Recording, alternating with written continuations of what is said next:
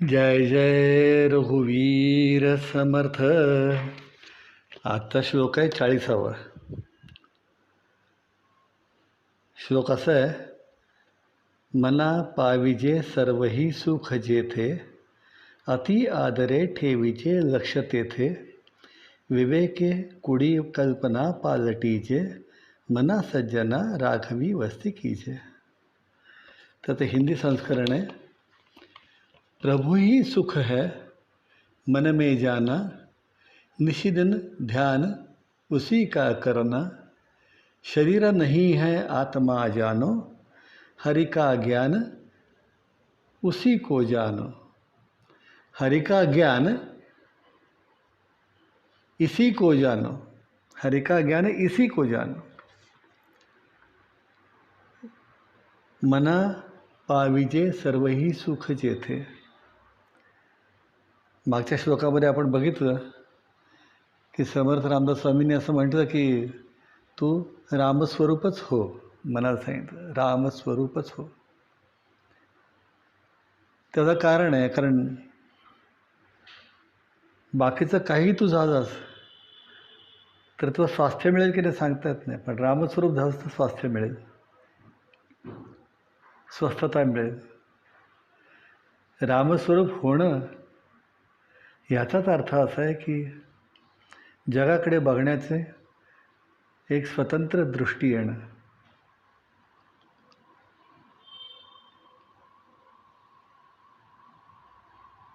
एक समज निर्माण होणं की जे अत्यंत आवश्यक असतं जगात सुखी होण्यासाठी. बहुतेकांच्या स्वतःच्या दृष्टी असतात, स्वतःचे विचार असतात, स्वतःचे काही प्रॉब्लेम्स असतात, आणि ते प्रॉब्लेम, ते विचार, ती दृष्टी ते जगावरती ठोकण्याचा प्रयत्न करतात. त्याचा परिणाम असा होतो की जग ते स्वीकारत नाही. हे स्वीकारावं जगाने म्हणून प्रयत्नशील राहतात आणि त्याच्यामध्ये सुखी कोणीच होत नाही. म्हणजे हा तर होतच नाही. त्याचं कारण असं आहे कारण जग खूप मोठं आहे, ते ह्याच्याकडे दुर्लक्ष करेल. पण हा मात्र प्रयत्न करून करून करून करून दमेल आणि शेवटी दुःखीच राहील. आणि म्हणूनच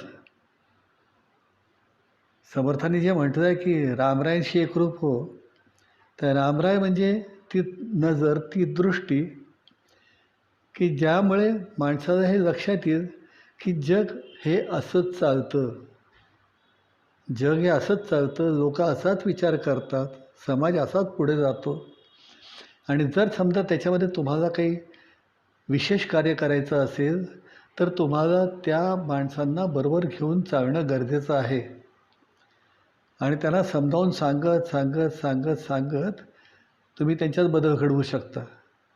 एकदम उठलात आणि सगळ्यांच्या बरोबर बसलं म्हणाला की आजपासून तुम्ही बदलात, नाही बदलत कोणी. आणि म्हणूनच समर्थाने सांगितलं की तुम्ही रामस्वरूप व्हा. हे रामस्वरूप व्हा म्हटल्यानंतर पुढचा श्लोक जो आहे तो हा आहे, मना पाविजे सर्वही सुख जेथे. सगळी धडपड आहे कशा करता? सगळी धडपड आहे सुख मिळवण्यासाठी. ज्याला संत सत्पुरुष सुख म्हणतात तेव्हा आम्हाला असं वाटतं की ज्याला आम्ही सुख म्हणतो त्यालाच ते सुख म्हणतात. असं नाही आहे. त्यांच्या सुखाच्या व्याख्या निराळ्या आहेत, आमच्या सुखाच्या व्याख्या निराळ्या आहेत. पण तरीसुद्धा आपण जरी विचार केला तरी लक्षात ठेवा की आपण आपल्या नजरेतून बघायचं ठरवलं तर आमच्या सुखदुःखाच्या ज्या कल्पना आहेत ना त्या आमच्या मनाशी जोडलेल्या आहेत. आमच्या सुखदुःखाच्या सगळ्या संकल्पना मनाशी जोडलेल्या आहेत. जे आम्हाला आवडतं ते सुख, जे आम्हाला आवडत नाही ते दुःख. म्हणजे आम्ही जगाच्या मध्यवर्ती आहोत. आम्ही जगाच्या मध्यवर्ती आहोत आणि आम्हाला जे आवडतं त्याला आम्ही सुख म्हणणार, आम्हाला जे आवडत नाही त्याला दुःख असं म्हणणार. आणि आम्हाला असं वाटतं की बहुतेक आमच्या अवतीभोवती असणाऱ्या लोकांना पण तसंच वाटत असावं. कित्येक वेळेला हे मला वाटतं ते सुख आणि आणि मला जे नको आहे ते दुःख, मला जे हवं आहे ते सुख आणि जे नको आहे ते दुःख, हे डोक्यामध्ये इतकं पक्कं बसलेलं असतं की स्वतःला जसं माणूस ठेवण्याचा प्रयत्न करतो, स्वतःकडे जसा बघण्याचा दृष्टिकोन ठेवतो, तसंच कित्येक वेळा त्याला असं वाटतं की आपल्या अवतीभोवती या माणसांकडे सुद्धा आपण त्याच नजरेने बघायचं. जे मला आवडतं तेच त्यांना आवडणार आहे, जसं मला जगावंसं वाटतं तसंच त्यांना जगावंसं वाटणार आहे. किंबहुना मी कसं असावं हे जसं मी ठरवतो तसं त्यांनी कसं असावं हे पण मीच ठरवायचं. माणसाच्या लक्षातच येत नाही की असं करून नाही चालत, असं करून नाही चालत. कारण जसं मला असं वाटतं की माझ्यावरती कोणाची दादागिरी असता कामा नये.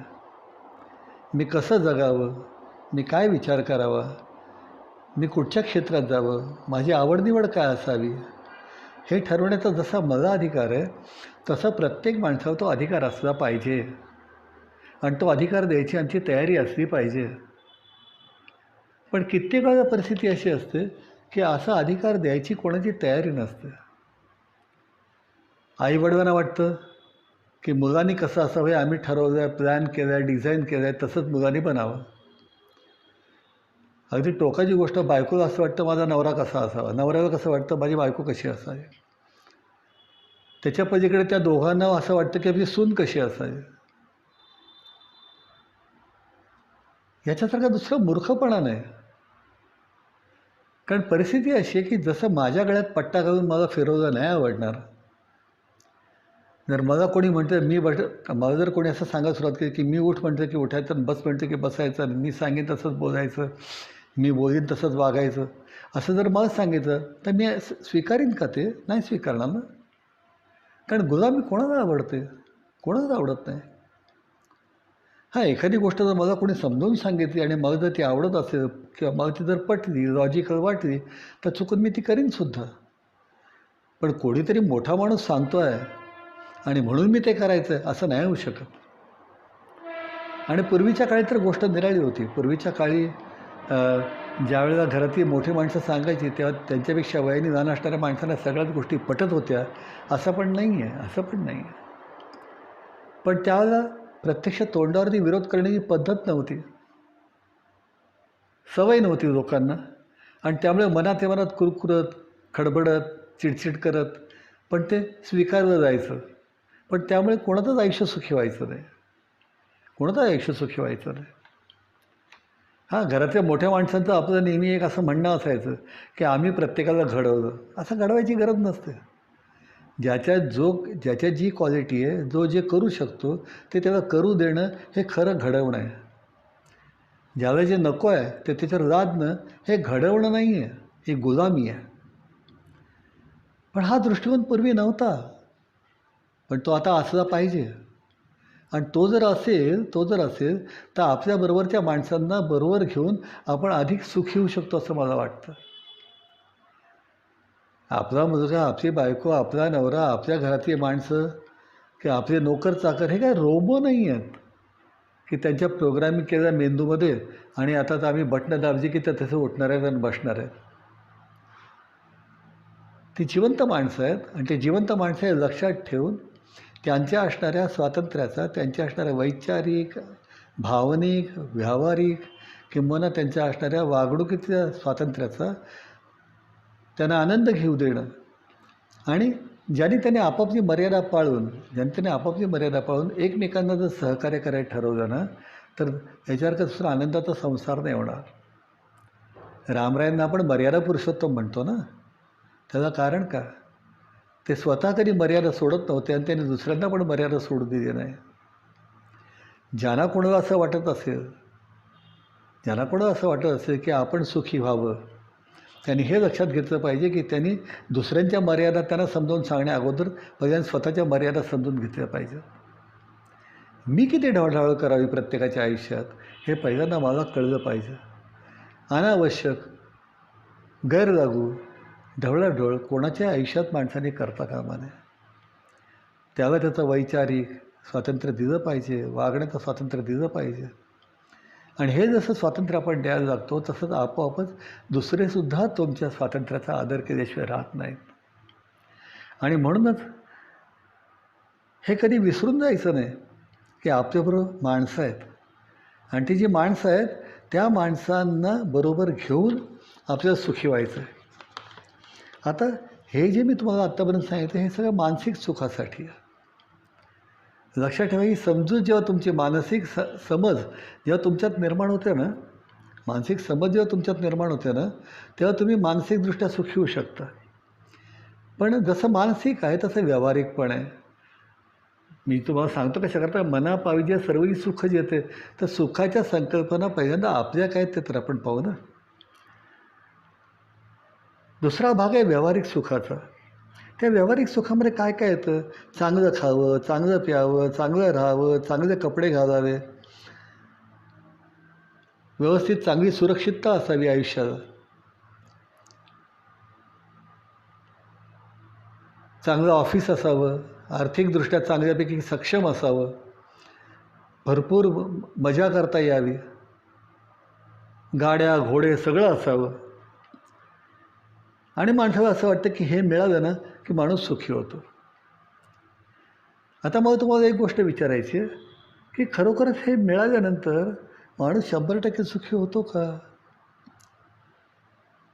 लक्षात ठेवा, आमच्याकडे भारतामधल्या माणसांना, मुलांना असं वाटतं की आपल्याला अमेरिकेत, युरोपमध्ये नोकरी मिळावी. का? तर आपण तिकडे गेलो की तिकडे आपल्या गाड्या, घोडे, पैसा, सत्ता म्हणजे आर्थिक सत्ता त्यांची वाढू शकते. खिशात पैसे आले की आपोआपच कुटुंबामध्ये महत्त्व निर्माण होतं, समाजात महत्त्व निर्माण होतं. यांचा मुलगा कुठे? वा वा, अमेरिकेत आहे का? यांचा मुलगा कुठे? वा वा, युरोपमध्ये आहे का? महत्त्व निर्माण होतंच की. तर ही जी सगळी जी महत्त्वाची गोष्ट आहे, तर ते करण्यासाठी म्हणून इकडची मुलं तिकडे जातात. त्यांना असं वाटतं तिकडे गेल्यानंतर आपण सुखी होणार आहोत. आणि त्यांची कल्पना चुकीची असं पण नाही आहे. शेवटी जे कमी आहे ते शोधत माणूस जातो. आयुष्यात जे कमी आहे ते शोधत माणूस जातो. इकडच्या मुलाला असं वाटतं की त्याच्या आयुष्यामध्ये आर्थिक स्थैर्य, चांगल्यापैकी आर्थिक स्थैर्य असावं. आणि त्या चांगल्यापैकी आर्थिक स्थैर्य त्याला युरोपमध्ये जाऊन, अमेरिकेत जाऊन मिळेल असं त्याला वाटतं आणि म्हणून तो तिकडे जातो. पण त्याचबरोबर तुम्ही बघा पाहिजे तर ते युरोपियन जे आहेत ना, युरोपियन, ते तिकडून उठून इकडे येतात. युरोपियन तिकडून उठून इकडे येतात, इथे येतात, इथं सह्याद्रीच्या गिरीकंदरामध्ये फिरतात, शिवरायांचे गडकोट बघतात, त्यांची माहिती विचारतात, नंतर हिमालयात जातात, अरवली पर्वतात जातात, सातपुड्यात जातात, फिरतात, बघतात, माहिती घेतात. कित्येक वेळेला अतिशय अवघड असणारे डोंगर पण चढतात, अवघड असणारे डोंगर चढतात. सामान्य माणूस म्हणजे आपल्या इकडचा माणूस कडा चढताना विचार पण करेल, जीवाच्या आकांताने चढताना की करावं का करू नये. पण हे येतात, हे करतात. ते का करतात? हे का करतात?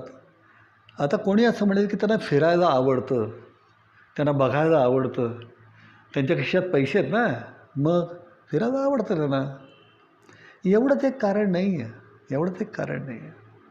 परिस्थिती अशी आहे ना की आमच्याकडे जे सुख कमी आहे ते त्यांच्याकडे सुख भरपूर आहे. सुरक्षित आयुष्य, चांगले कपडे, चांगलं खावं, चांगलं प्यावं, वगैरे वगैरे वगैरे सगळं हे त्यांच्याकडे भरपूर आहे, भरपूर आहे. पण त्यांच्या आयुष्यात चॅलेंज नाही आहे, चॅलेंज नाही आहे त्यांच्या आयुष्यात. असं कधी त्यांना वाटत नाही की अरे आपण आता आपल्याला काही किलोमीटर चालावं लागणार बरं का, आणि तो रस्ता चांगला नाही आहे, खडबडीत आहे. आपल्याला काही किलोमीटर चालावं लागणार, तो रस्ता खडबडीत आहे, किंवा आपल्याला डोंगर चढायचा आहे, तो डोंगर चढताना त्याला व्यवस्थित कुठचीही सोय नाही आहे. तो दोरखंडाच्या साहाय्याने कसाबसा धडपडत प्रयत्न करत चढायचा आहे. किंवा एखाद्या खेड्यामध्ये खेड्यात गेल्यानंतर तिकडे त्याला AC नाही आहे, त्याला गाडी नाही आहे, कसल्या व्यवस्था नाही आहेत, त्याही परिस्थितीत तर राहायचं आहे.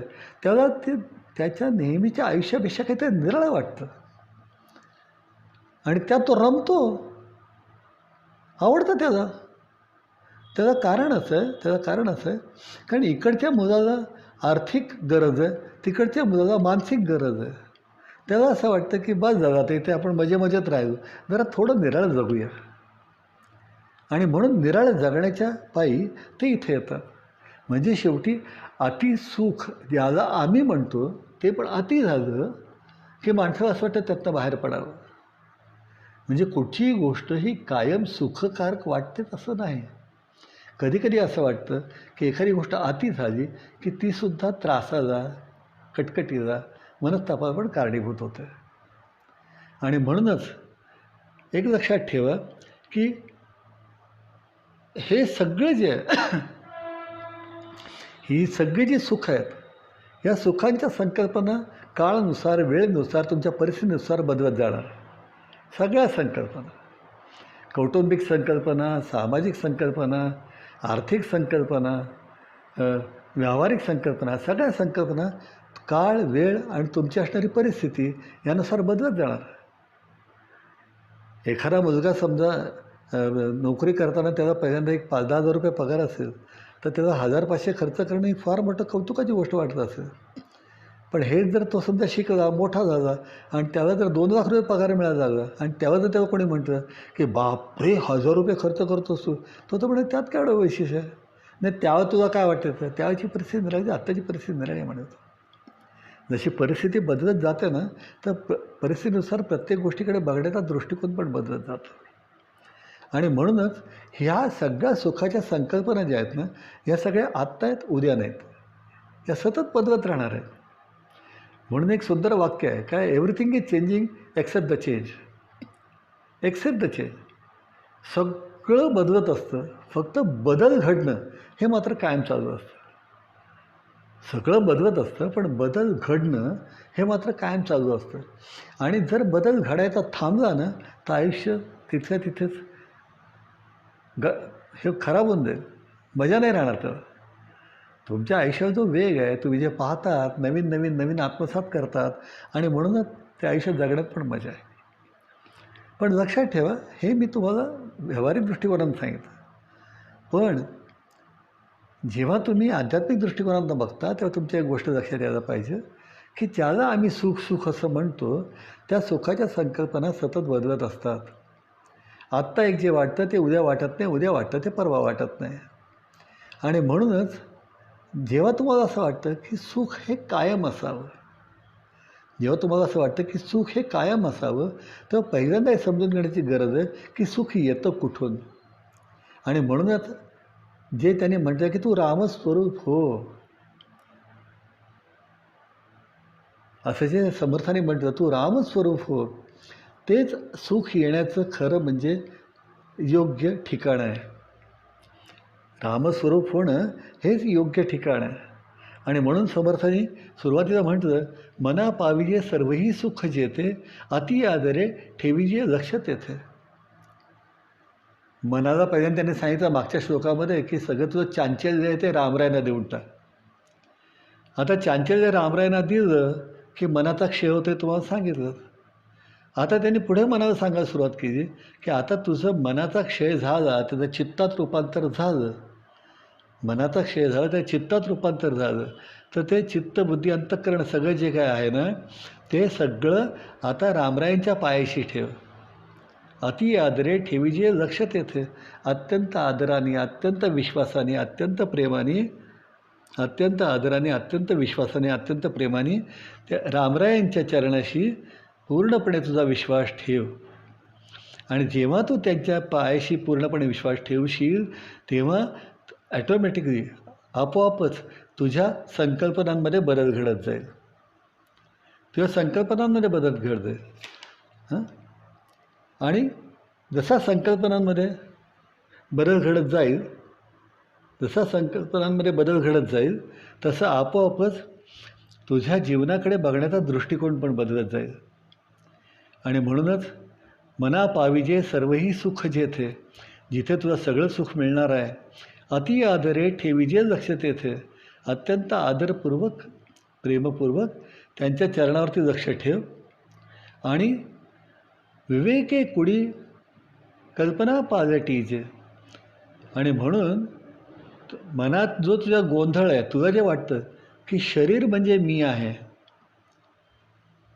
आत्मा म्हणजे मी आहे हे लक्षात येत नाही. शरीर म्हणजे मी आहे आणि आत्मा म्हणजे मी आहे, म्हणजे माझ्यात बसलेले राघव, माझ्यात बसलेले भगवान श्रीकृष्ण, माझ्यात बसलेले भगवान प्रभू रामचंद्र हे म्हणजेच माझा आत्मा आहे. तर विवेके कुडी कल्पना पालटीजे म्हणजे मी शरीर आहे ही कल्पना सोडून दे. आणि हे अर्थात विचाराने सोडून द्यायचं आहे, का शरीर आपण सोडू शकत नाही. असं ठरवलं की शरीर सोडायचं चालणार नाही, असं नाही होऊ शकत. तर विवेके कुडी कल्पना पालटीजे, मना सज्जना राघवी वस्ती कीजे. आणि म्हणूनच मी शरीर आहे असं डोक्यात ठेवण्यापेक्षा शरीर माझ्यासाठी आहे हे लक्षात घेतलं पाहिजे. परिस्थिती लक्षात घ्या तुम्ही. तुम्हाला कितीही चांगली गाडी जरी मिळाली, कितीही चांगली गाडी जरी मिळाली, मग तुम्हाला वॅगनर मिळो ना तर मर्सिडीज मिळो, कुठचीही गाडी तुम्हाला मिळाली, तर शेवटी तुम्ही एक गोष्ट लक्षात घेता की तुम्हाला जोपर्यंत काम आहे तोपर्यंत त्या गाडीतनं फिरता, त्याचा उपयोग करता. पण असं नाही तुम्ही विचार करत की मी घरात जाताना पण ती गाडीत घेऊन जाईन, झोपायला जाताना पण ती गाडीत घेऊन जाईन, जेवायला जाताना घरात पण मी गाडी घेऊन जाईन. नाही, गाडीची गरज जिथपर्यंत तिथपर्यंत तुम्ही गाडी नेता आणि बाकीच्या ठिकाणी तुम्ही जाता. म्हणजे तुम्ही मी आणि गाडी हे दोन निराळे आहेत हे तुमच्या लक्षात येतं ना. तसं लक्षात ठेवा, या आत्म्याच्या प्रवासासाठी म्हणून दिलेली गाडी म्हणजे शरीर आहे. अर्थात हे शरीर घेऊन तुम्हाला सगळीकडे वावरायचं आहे, ते गोष्ट खरीच आहे. पण पण हे शरीर आणि त्यात बसलेला मी, ह्या दोन निराळ्या गोष्टी आहेत हे मात्र समजून घेण्याची गरज आहे. हे ज्या दिवशी तुम्ही समजून घ्याल त्या दिवशी शरीराची तुम्ही काळजी घेणार नाही का? घेणार. कारण तुमचं व्हेकल चांगलं असेल तर तुम्ही चांगला प्रवास करू शकता, आनंदाने जाऊ शकता, कुठेही गाडी बंद पडणार नाही. आणि त्यामुळे तुमचं असणारं व्हेकल सांभाळणं, तुमचं असणारं ती गाडी सांभाळणं हे तुमचं ही तुमची अत्यंत महत्त्वाची जबाबदारी आहे. आणि म्हणूनच शरीरावर प्रेम करायचं, शरीराला सांभाळायचं, शरीराला रिस्पेक्ट करायचा, हे सगळं करायचं. पण हे लक्षात ठेवायचं की मी शरीर नाही, मी आत्मा आहे. मी शरीर नाही, माझ्या शरीरात बसले रामराय म्हणजे मी आहे, माझ्या शरीरात बसले प्रभू रामचंद्र म्हणजे मी आहे, माझ्या शरीरात बसले दत्त महाराज म्हणजे मी आहे, हे लक्षात ठेवायचं. आणि हे जेव्हा मी लक्षात ठेवतो आणि त्यांच्यावरती तेवढ्याच प्रेमाने त्यांची उपासना करतो आणि माझ्या शरीरामध्ये ते आहेत, म्हणजे हे शरीर माझं जरी दिसत असलं तरी हे माझं नाही आहे, हे त्यांच्यासाठीच आहे, ह्याचा आत्माही त्यांचाच आहे. आणि हे सगळं काही रामस्वरूप आहे,